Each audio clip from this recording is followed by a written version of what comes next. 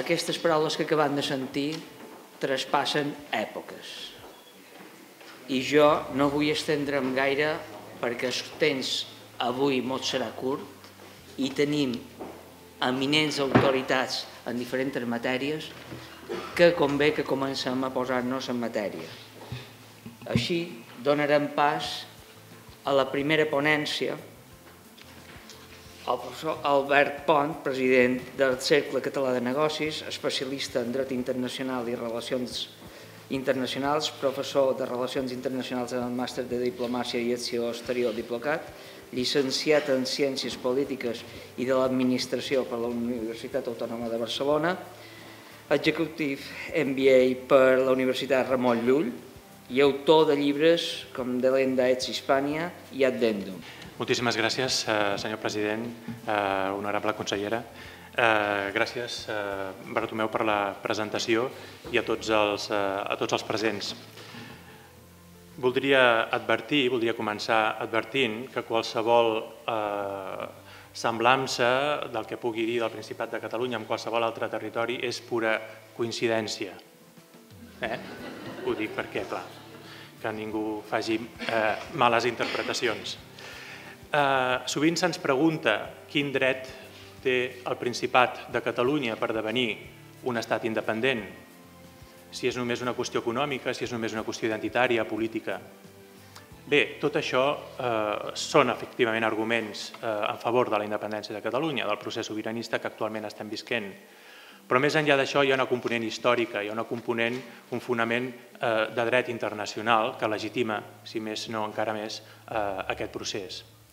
Sovint se'ns pregunta com és que Catalunya vol esdevenir un estat independent si mai ha estat un regne, si mai ha estat un estat. Dius, bé, comencem malament, doncs, perquè no necessàriament el fet de no haver estat regne implica no haver estat estat. El primer que ens hem de preguntar és si Catalunya, quina legitimitat té Catalunya per devenir estat independent. Catalunya, al llarg de la seva història, ha gaudit de totes les manifestacions de la subjectivitat internacional que avui s'atribueixen als estats independents. Catalunya tenia la capacitat de governar-se a si mateixa i de relacionar-se amb altres entitats polítiques en ple d'igualtat, regulades aquestes relacions pel dret internacional. Catalunya gaudia del que anomenem el ius legationis, que és la capacitat d'enviar funcionaris, ambaixadors, dotats d'un rang específic i d'un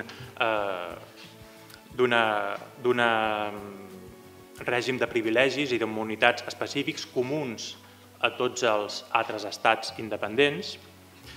Catalunya, i de fet aquesta manifestació de la sobirania la va mantenir ben bé fins al segle XVIII, es va suprimir a través dels decrets de nova planta i de la seva annexió a la corona de Castella. Catalunya també gaudia del ius contraendi, que és la capacitat de celebrar tractats internacionals, tractats amb altres estats, igualment independents, a través d'un reconeixement mutu, regits pel dret internacional públic, per tant no era una entitat privada, i de fet, efectivament, fins al 1713 aproximadament, amb els tractats d'Utrecht i Ramstad, hi van enviar funcionaris dotats d'aquesta dignitat, de diplomàtic. Catalunya també gaudia del ius comunicandi, que era aquesta relació sense mantenir relacions diplomàtiques permanents. I fins i tot tenia responsabilitat internacional que es podia exercir de forma passiva o activa, és a dir, que davant de la signatura d'un tractat internacional, quan l'altra part incomplia, Catalunya podia reclamar, en base al dret internacional, aquest incompliment, per aquest incompliment. Més enllà d'això, Catalunya, com totes les potències de l'època, tenia la capacitat de fer la guerra i fer la pau, competència exclusiva dels estats independents, no de les entitats privades o de qualsevol altra índole. I més enllà d'això, i voldria recalcar, aprofitant que estem a l'illa de Mallorca, Catalunya també tenia la capacitat de participar en la codificació, no la codificació perquè en aquell moment no n'hi havia, però sí en el desenvolupament progressiu del dret internacional. I concretament va destacar precisament en dos àmbits. Un d'ells va ser concretament el dret consular, va ser la nostra corona la que va establir per primera vegada la institució consular, establint més de 150 consulats arreu del Mediterrani i a d'altres regions d'Europa, i sobretot el desenvolupament del dret que regulava la institució consular, bàsicament per impedir que els comerciants que anaven a l'estranger s'haguessin de sotmetre a l'ordenament jurídic d'altres estats. I finalment, Catalunya, bé, de fet l'exemple bàsic és el llibre de consulat del Marc, que és la compilació de normes que ja venien d'antic, diguéssim. Per tant, totes aquestes manifestacions de la subjectivitat internacional són les que avui s'atribueixen als estats independents. Tant és que fos regne o que fos principat o que fos qualsevol altra cosa. Això és una qüestió d'àmbit intern. Avui dia, moltes vegades els historiadors ens diuen que Catalunya era un comtat del regne d'Aragó, perquè ser regne és més important que ser comtat. Dius, bueno, esclar, però el Gran Ducat de Luxemburg, la República de França, el Regne Unit, què és més important? Cap d'ells. Tots tenen la mateixa importància des d'un punt de vista jurídic. Hi ha el principi d'igualtat entre els estats recollit a l'article 2 de la Carta de les Nacions Unides, que és un principi que ja ve d'antic. El fet que una entitat sobirana fos regne o fos principat o fos república era una qüestió d'ordenament intern, era una qüestió de com ens governem internament, però no implicava sotmetiment a una potència estrangera. I fins i tot Catalunya gaudia de la seva pròpia, diguem-ne, nacionalitat, si l'extrapolem a l'època actual. De fet, fins al 1716, al Principat i fora del Principat, el que era la Catalunya històrica, encara hi havia els règims d'estrangeria, que malgrat que compartíem un rei amb altres regnes, amb altres entitats de la península ibèrica, els règims d'estrangeria impedien que els súbdits de la nostra corona poguessin desenvolupar oficis o càrrecs públics amb una altra corona i a l'inrevés. El que van fer els decrets de nova planta van ser, bàsicament, suprimir la nostra sobirania, suprimir aquests règims d'estrangeria, però ho va fer només respecte als castellans, respecte al territori i les institucions de Catalunya, però no a l'inrevés. I actualment, fins i tot a la consciència política espanyola, perviuen aquests règims d'estrangeria, malgrat no estan reconeguts en l'ordenament constitucional espanyol. Quan avui dia analitzem, per exemple, el pes dels funcionaris catalans que ocupen alts càrrecs a l'administració de l'Estat, ens adonem que només un 0,8% dels ambaixadors, dels diplomàtics amb rang d'ambaixadors que té l'estat espanyol, tenen origen català. Per tant, sembla com si, i quan analitzem el Consell de Ministres, els càrrecs de designació política, ens adonem que aproximadament són un 4%. És com si hi hagués una quota i d'aquí no poguéssim passar. Bé, doncs, des d'un punt de vista històric, nosaltres considerem que l'annexió de Catalunya a la corona de Castella va ser un acte il·lícit perquè es va fonamentar en una guerra d'agressió, es va fonamentar perquè, a més, violava el principi d'igualtat entre els estats i, a més, no comptava amb la quiescència de l'entitat, en aquest cas, que ens ocupa. Per això, nosaltres considerem que l'actual procés sobiranista català és un error conceptualitzar-ho com si es tractés de la secessió d'una part del territori de l'estat espanyol. Des del nostre punt de vista, s'hauria de contextualitzar com si es tractés de la dissolució de l'estat espanyol i de la seva corona, perquè al cap i a la fi un dels actius principals que té l'estat espanyol és l'aportació històrica, amb títols reials, en símbols, i d'alguna manera tot això s'ha de restituir.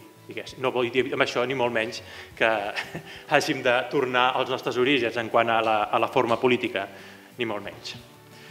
Bàsicament, en l'àmbit internacional, la independència de Catalunya ha de tenir com un primer efecte la dissolució de l'estat espanyol. Probablement és un procés molt més llarg del que ens pensem, encara no tenim la visió històrica, d'acord? Però és molt possible que després del Principat de Catalunya, després de la Comunitat Autònoma de Catalunya, hi hagi altres territoris que vulguin seguir aquests passos i en acabat ens hàgim de plantejar, els juristes s'hagin de plantejar si el que queda, els territoris espanyols no secessionats, són Espanya i des de quin punt de vista, fins a quin punt poden ser els continuadors i hereus de la personalitat jurídica de l'estat espanyol.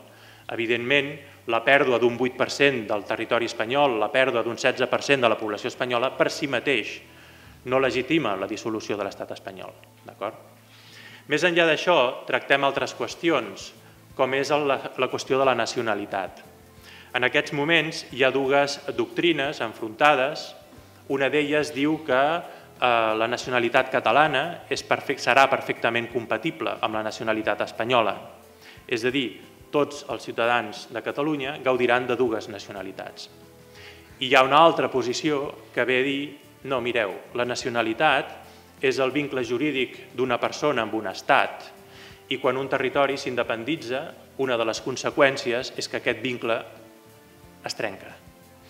Això no vol dir, i neix evidentment un altre vincle, que és el vincle de la persona, de cada una de les persones amb el nou estat. Això no vol dir necessàriament que aquelles persones que vulguin conservar la nacionalitat espanyola no ho puguin fer.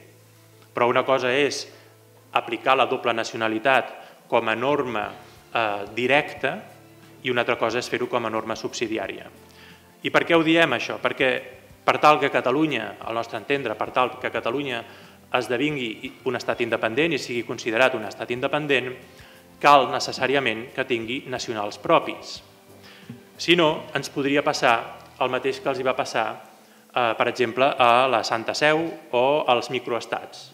Recordareu que als anys 80 hi havia algunes plataformes petrolíferes al Mar del Nord que van quedar abandonades i van ser ocupades per gent de diferents nacionalitats. I van proclamar la República de Sealand. I un es va fer president, l'altre es va fer primer ministre i l'altre es va fer ambaixador de la República de Sealand a França, i entre ells s'ho van repartir. El cas és que les Nacions Unides van demanar al Tribunal Internacional de Justícia que fes un dictamen per veure si aquella República de Sealand era un estat independent o no, perquè des del punt de vista de l'Assemblea General aquella estructura metàl·lica no es podia considerar com un territori, no es podia considerar com un element constitutiu d'un estat, que els elements constitutius de l'estat són el territori, la població i el govern. I el Tribunal Internacional de Justícia va dictaminar que efectivament allò no era un estat, però no perquè no tingués territori, aquella estructura metàl·lica la considerava com a territori, com si fos un port, és a dir, es considera territori, sinó perquè no tenia nacionals propis. Clar, el president era un guàrdia civil d'Alacant, el primer ministre era un senyor de nacionalitat francesa, etc. És a dir, tots els seus ciutadans tenien nacionalitats d'altres països. Per tant, allò no podia ser considerat un estat independent. Davant d'aquesta situació, ens plantegem què passa amb la nacionalitat catalana. Més enllà d'això, hi ha qüestions que afecten també a la nacionalitat catalana, com és la qüestió de les minories nacionals transfrontereres. Des del nostre punt de vista, quan parlem de la Catalunya històrica, els seus límits no coincideixen amb els actuals límits de la comunitat autònoma de Catalunya.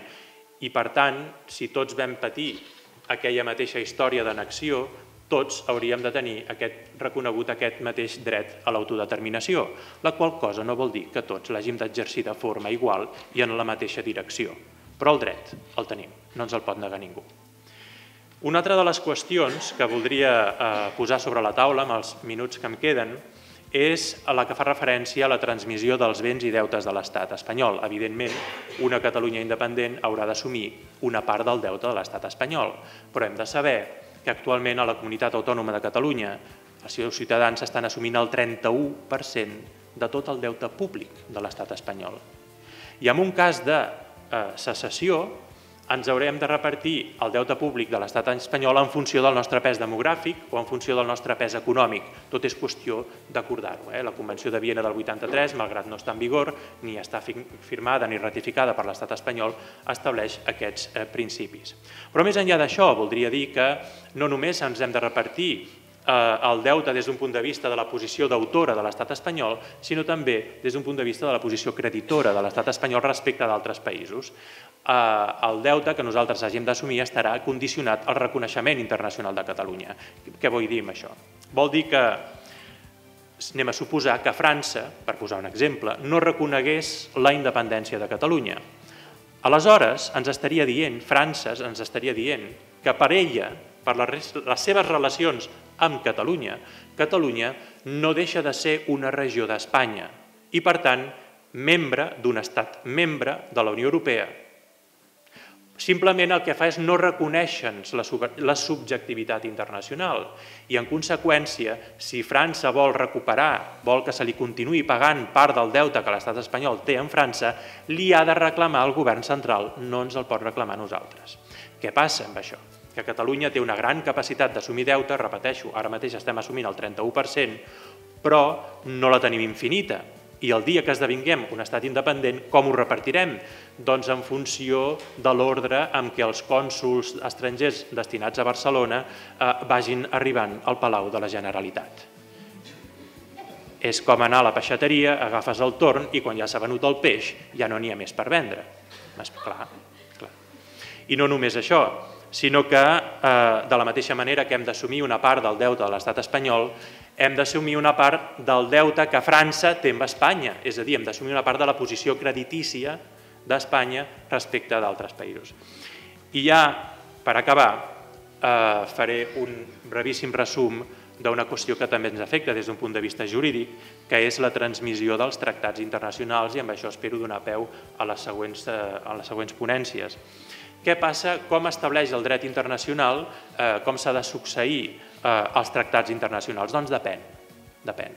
Segons el costum i segons la Convenció de Viena, recollida a la Convenció de Viena de 1969, els tractats internacionals es succeeixen depenent de la seva categoria. Hi ha 3 categories. Els tractats bilaterals són aquells que ha signat l'estat espanyol amb un tercer país, per exemple amb la Santa Seu. Evidentment, els tractats que no es poden succeir a Catalunya són els que no tenen vigència a Catalunya en aquests moments. Per exemple, un tractat entre Espanya i Portugal per la gestió dels recursos hídrics del Duero.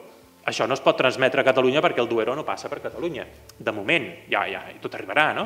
Però de moment no va així. El que sí hem de succeir, hem d'acceptar, són aquests tractats que sí que estan en vigor a Catalunya.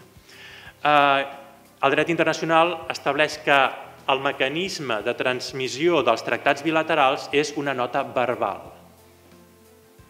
En aquell moment no hi havia, l'any 69 no hi havia WhatsApps, no hi havia e-mails, i per tant volia dir que és tan senzill com trucar per telèfon, escolti, aquí el Vaticano, por favor, mire, que se ponga, ¿no?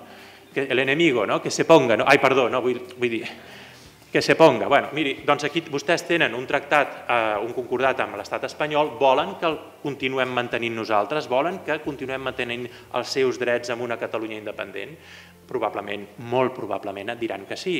Doncs això, automàticament ja queda transmès aquest tractat. I això és molt important, perquè una de les conseqüències jurídiques de la transmissió dels tractats bilaterals precisament és el reconeixement de la subjectivitat internacional de les dues parts.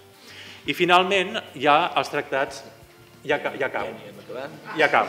I finalment hi ha els tractats multilaterals que la cosa es complica, perquè no es permet fer mitjançant una successió, una notificació oral, sinó que s'ha de fer mitjançant una notificació escrita.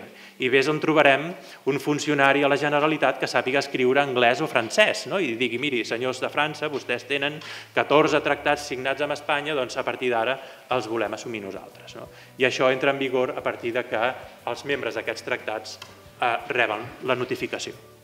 I per part meva veiem que el dret internacional és molt garantista dels drets de tots els estats i en el nostre sentit, des d'un punt de vista polític, hem de ser igualment garantistes si volem que ens vulguin reconèixer la independència. Moltes gràcies, senyor Bertran.